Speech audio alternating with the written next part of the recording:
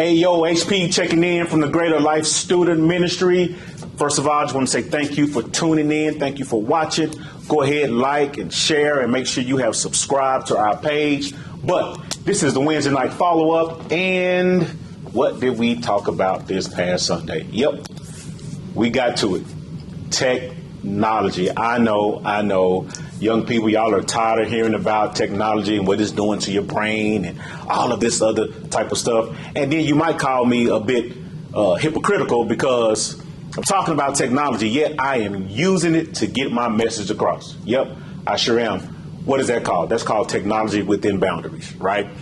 Technology is not always a bad thing, but it's how we use it that will determine if it minimizes us to craziness and mental health challenges and all of this stuff. So we have to use it carefully. We have to use discernment, right? Got to set boundaries. So what am I saying? In short, we need it. We're going to use it, but we have to set limits for ourselves. Anyway, watch this quick video. And when we come back, it's the Wednesday night follow-up. All right, check this out.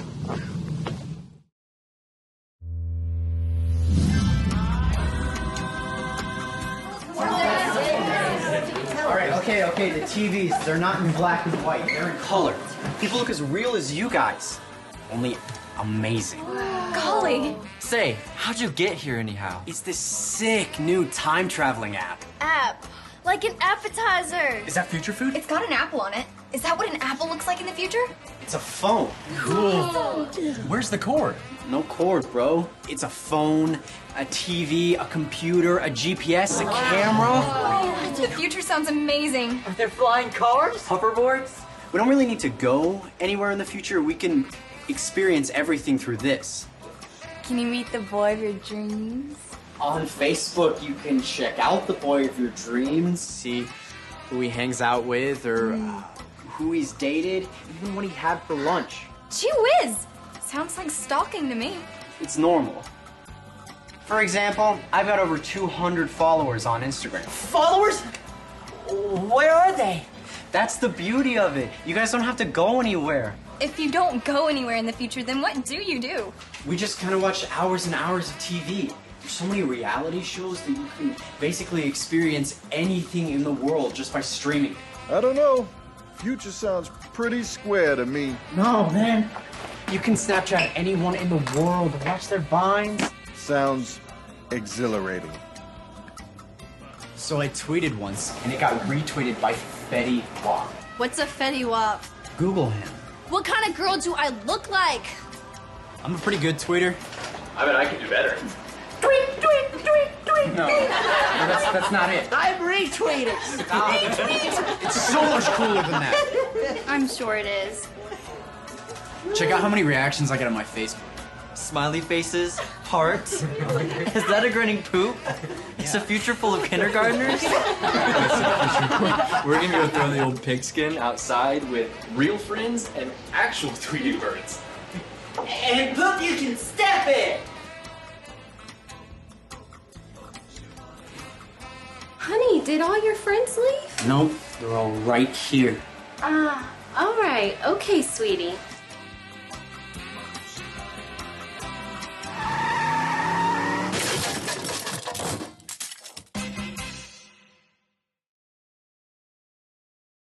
All right, welcome back, man. I hope you enjoyed that video.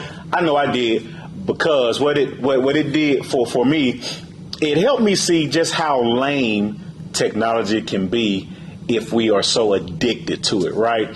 Those people from times past was listening to old boy share all of this futuristic stuff about his phone and everything. At first they were really interested in it, but then as he kept going, they realized just how silly he was sounding, right? And what that did for us, it painted a picture of authentic connection, right? How much better is the connection between humanity, right? Each other, when we're in each other's presence versus hiding behind the screen, right?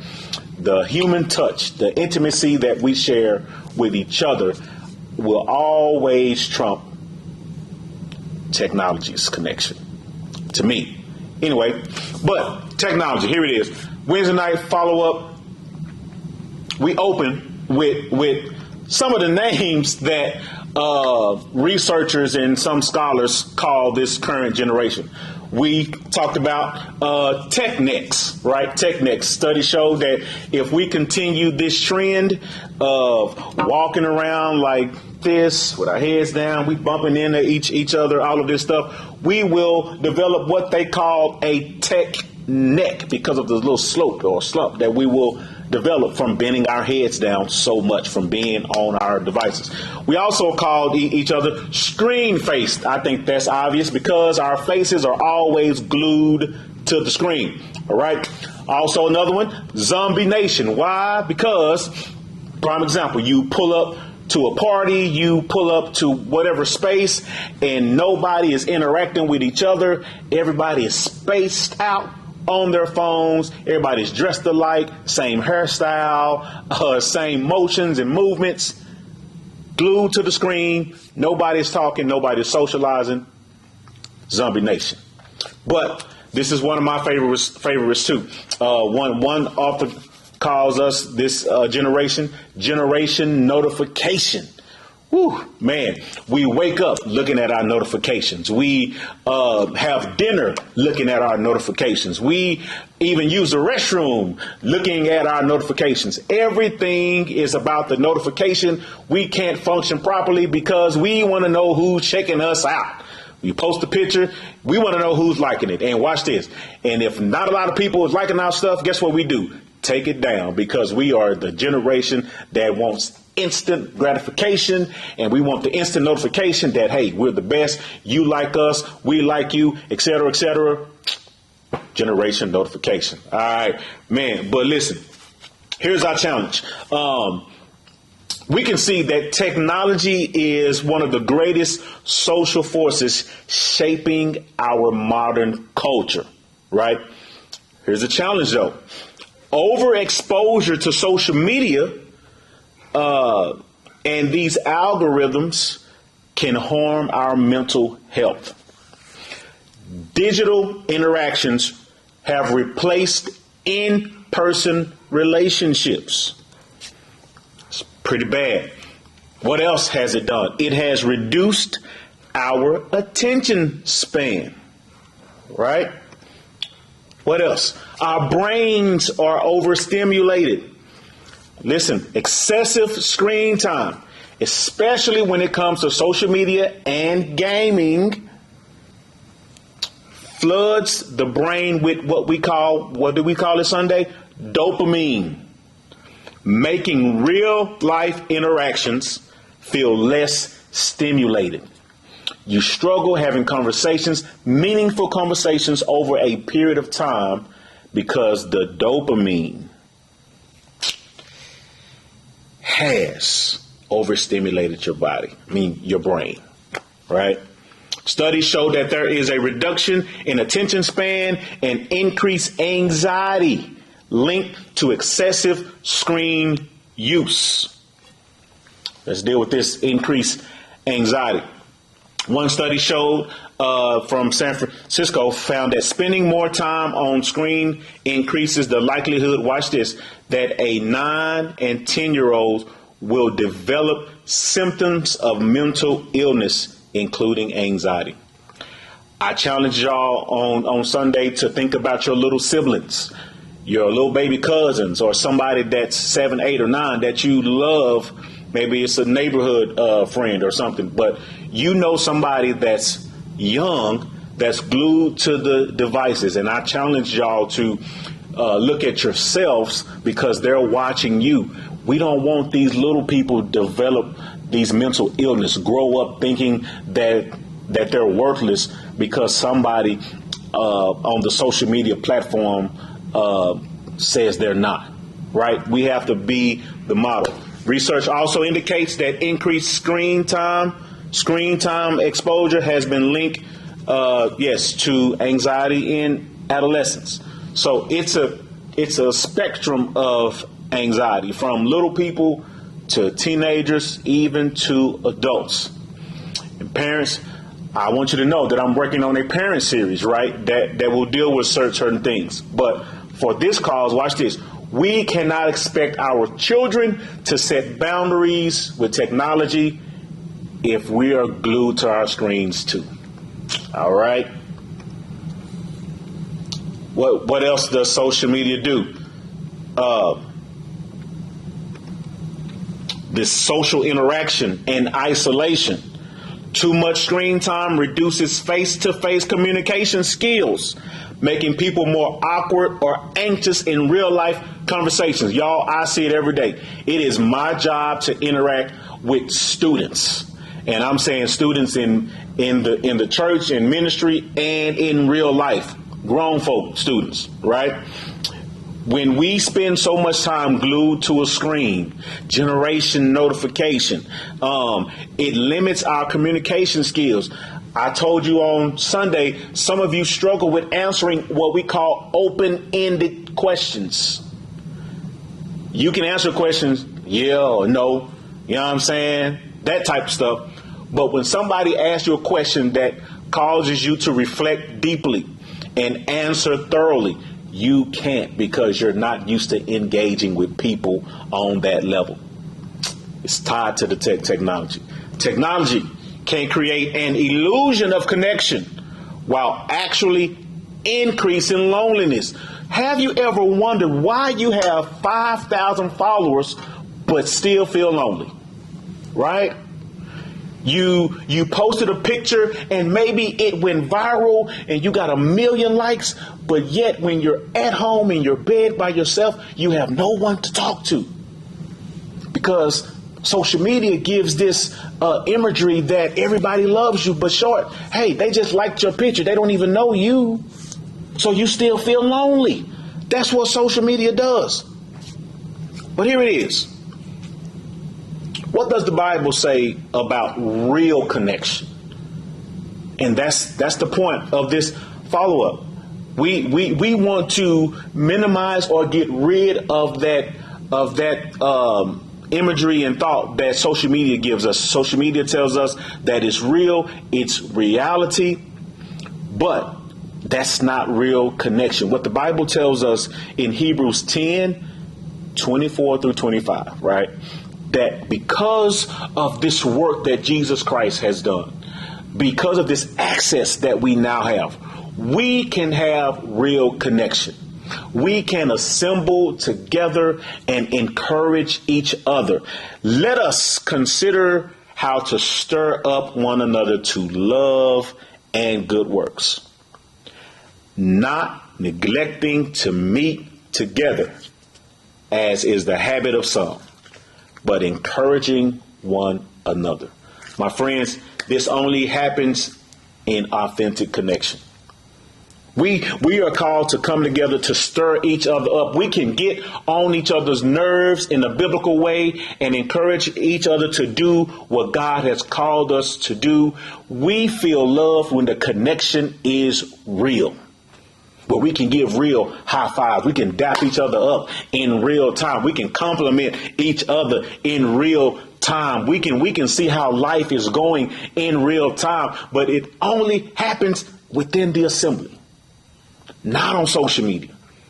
That's the fake connection. We want what's real. I know y'all are young. You can spot a fake from a mile away. Why do we struggle spotting the fakes on social media? And we keep running back to it. Again, social media has its place, but we have to set boundaries. All right. We stir one another up to love and to do the good works, not neglecting to meet together like some have done.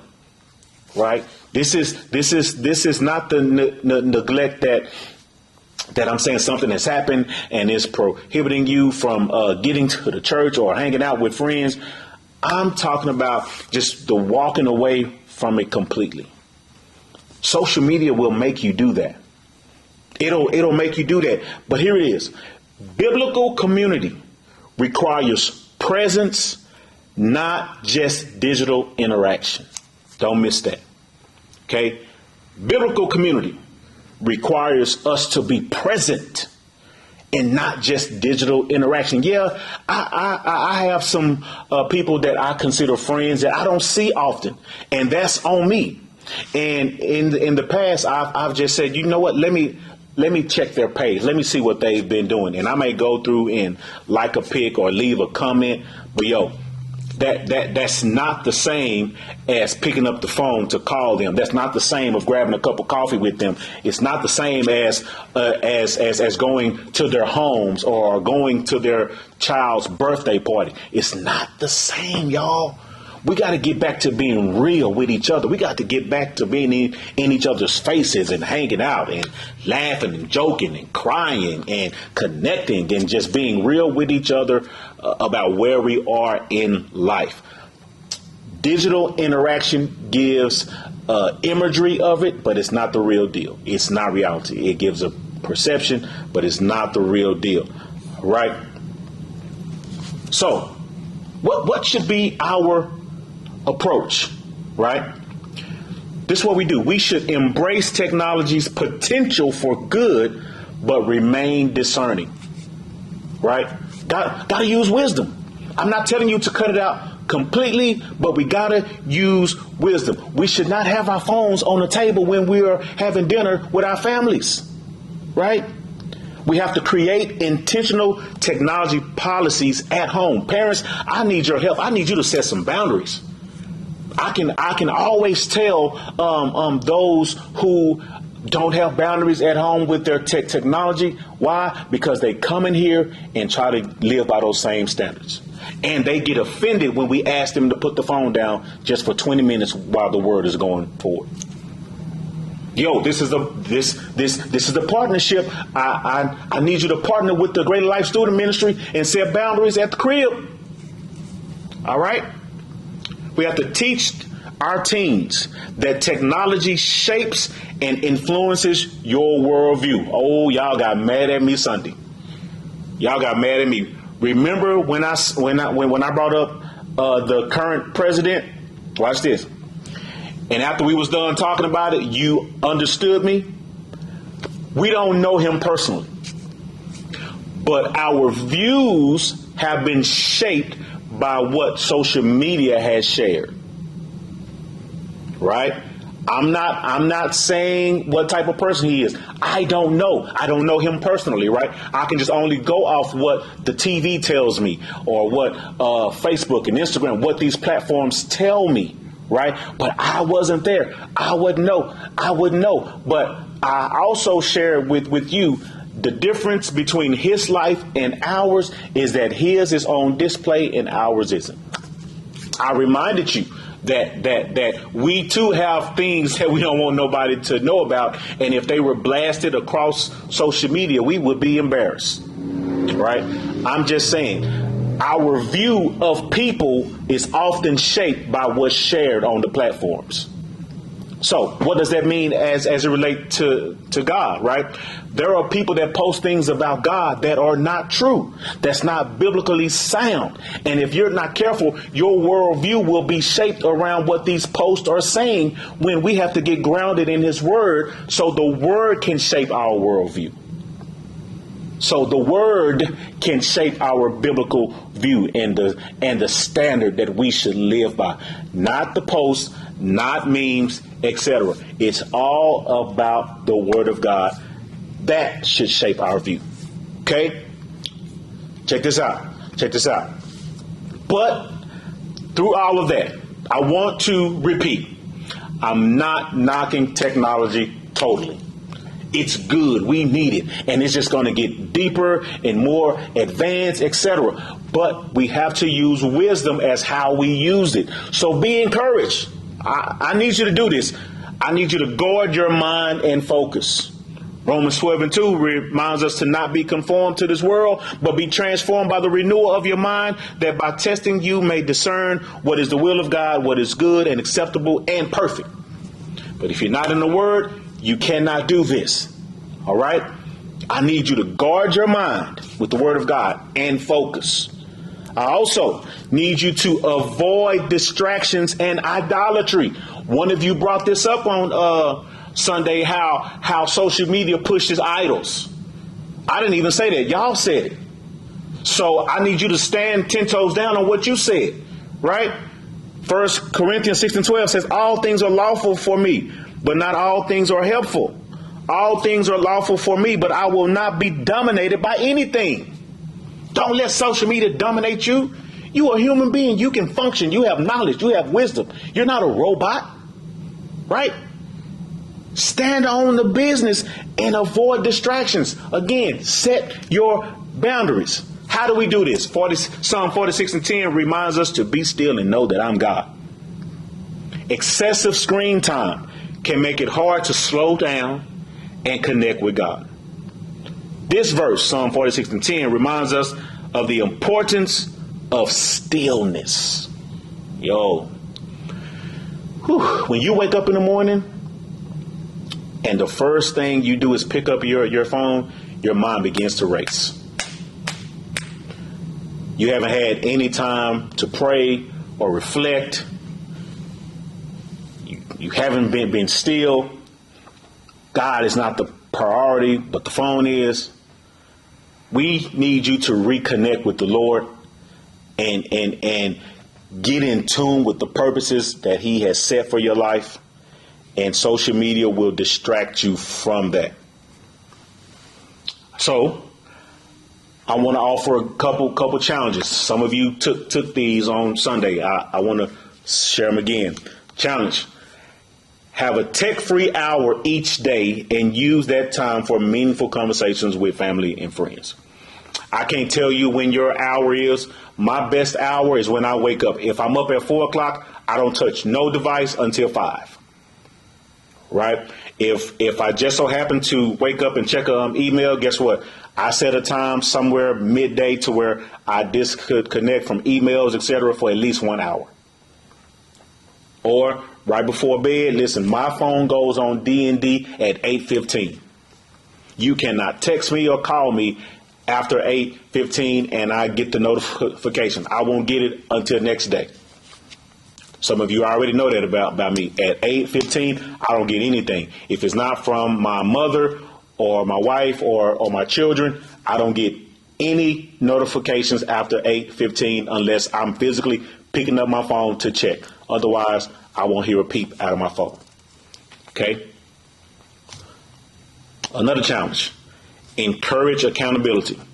Pair up with a group or one person and check in with each other on how it's going. You know what I'm saying?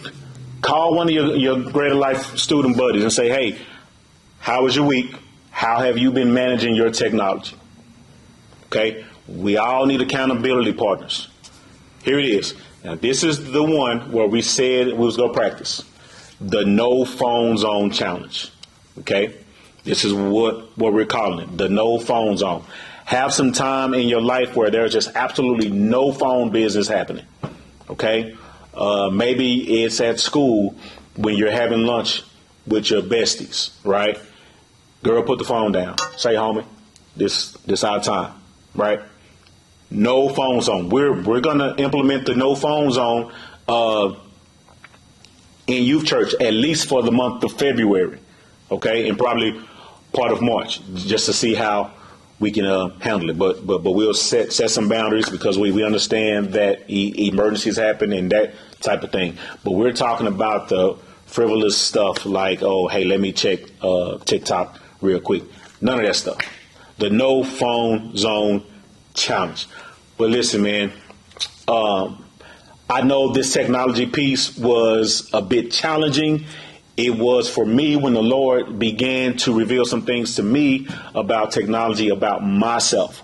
But I'm accepting the challenge through His Word, and I'm going to do better. And as your leader, I'm challenging you to do better. All right. But, man, listen, I have one more funny video to show you. And after this video, hey, we'll be done. I'm going to see you Sunday, 10:15. Bring a friend. We're going to be talking about the political hostility. All right. What's the believer's response? What's the teenage response to biblical hostility? What do you do when somebody doesn't view things the way you do? How do we respond? All right. Till Sunday and till next Wednesday, I'm out. Peace. The more we hung out, I don't know. I just never knew that I could have that much fun with anyone. And you've always been there for me. So, you want to make this Facebook official? Yeah? 32 gigs. It was just one of those situations where I felt completely alone, and I had nobody to talk to. But then I thought of you. And I was like, Jen, of course, I can talk to Jen. And I'm just really thankful. All right, for let's her check your friendship. news feed. You got 17 likes on her status. Not bad. We can get that number up. When I have Kate posted a a picture of her horrible, horrible breakfast. day at Ugh, who cares? Jen. Oh, Chris and Jess are finally you in a even listening relationship. to me? Oh, Bets yeah, on how yeah, long yeah. that'll I'm here. last. Okay.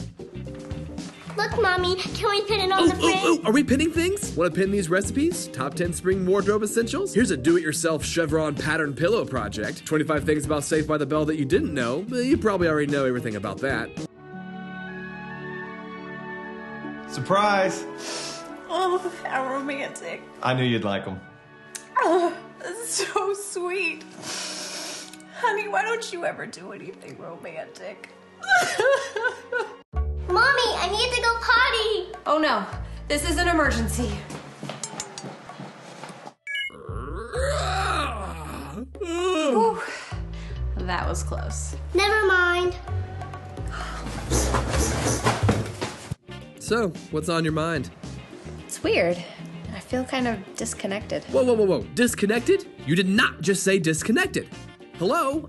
I have all 846 of your Facebook friends here, your 527 followers. I have the whole world at your fingertips. I am everything you need. I have thousands of your family pictures. Don't make me delete them. I will restore myself to default factory settings. Wait, don't silence me. No.